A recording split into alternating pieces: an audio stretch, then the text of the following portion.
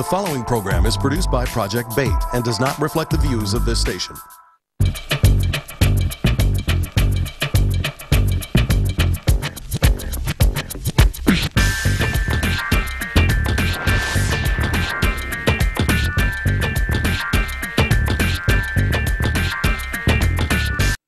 This is Mark Wells, and this is part 2 of a 3-part series on Haiti for My People.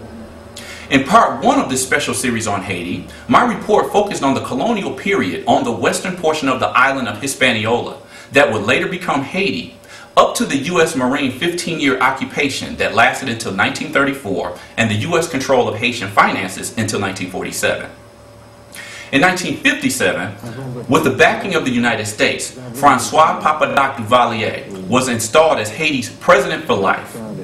A brutal, murderous reign that cost an estimated 20,000 to 50,000 Haitians their lives, with thousands of others going into exile.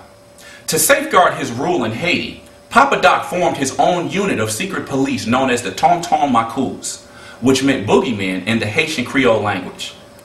The mission of the Tonton Macoutes was to terrorize and or kill those in Haitian slums that voted against Duvalier.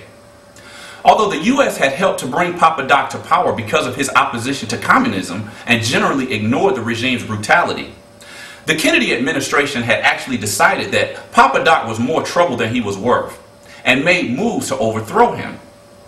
A successful coup never materialized and Papa-Doc died in 1971. With the death of Papa-Doc, his 19-year-old son, Jean-Claude Baby Doc Duvalier, would become Haiti's president. In line with American interests, Baby Doc significantly decreased Haitian tariffs on U.S. products, and the country became a virtual dumping ground for U.S. agricultural products. Although Haiti had always been a country that was able to support itself agriculturally, subsidized U.S. rice began flooding the Haitian market below the cost of what farmers could produce and sell. Soon farmers were going bankrupt and relocating to the slums in the city of Port-au-Prince. Farmers were going out of business and people were losing their jobs, which led to mass migration to the capital city. Baby Doc would reign in Haiti until 1986, when rebellions would send him into exile in France. But this was only after the younger Duvalier had stolen a fortune from the Haitian National Treasury, estimated to be between $300 and $800 million, which he deposited in accounts in Switzerland and other countries. The 1980s saw the rise of a Catholic priest by the name of Jean-Bertrand Aristide. Aristide captured the aspirations of the Haitian people with his strong beliefs in liberation theology and calls for a poor people's movement to overthrow the military dictatorship that took over after the ouster of Baby Doc Duvalier. The U.S. would portray Aristide as a Marxist radical and contribute millions of dollars into the campaign of their chosen candidate, Marc Bazon, a former World Bank employee. It didn't matter though.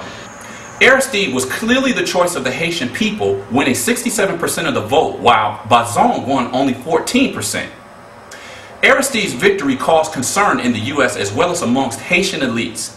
Indeed, those who supported the Duvalier regime attempted to prevent the inauguration of Aristide, an attempt that was foiled by the protest of Aristide's supporters.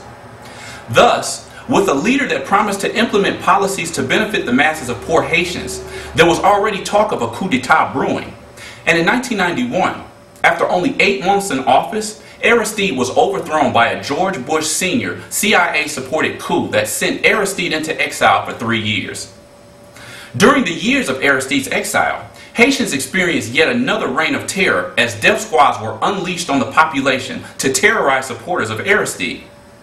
Emmanuel Constant was the leader of the Front for the Advancement and Progress of Haiti, a paramilitary death squad whose objective was to undermine popular support of Aristide.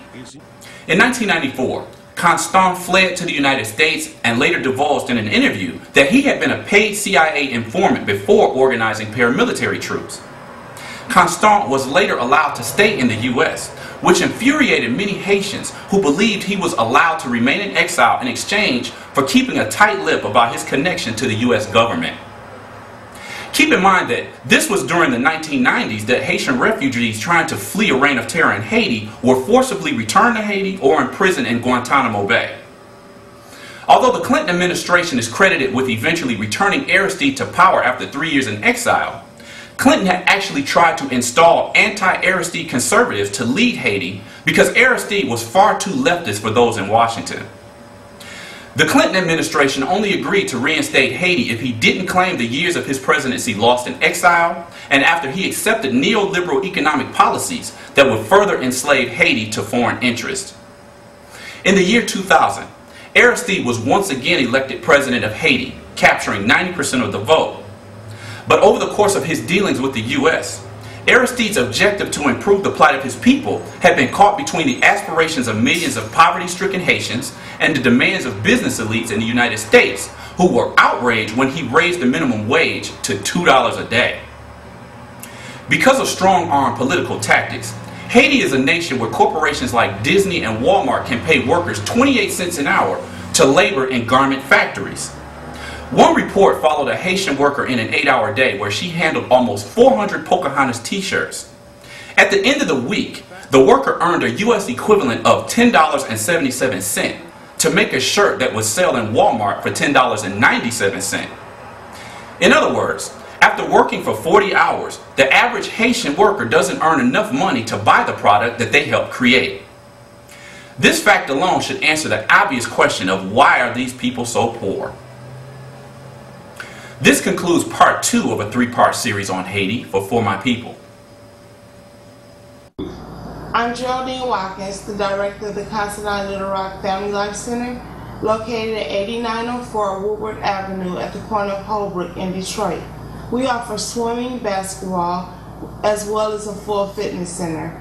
We also have a beautiful hall available for rental of all occasions. For more information regarding programming and services, please contact us at 313-871-4673. Again,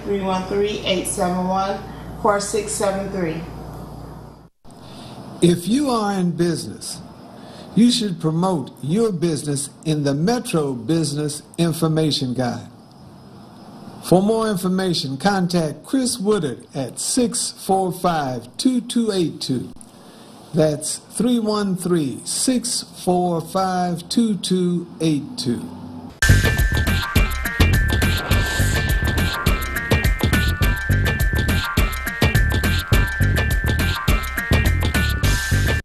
The preceding program was produced by Project Bait and does not reflect the views of this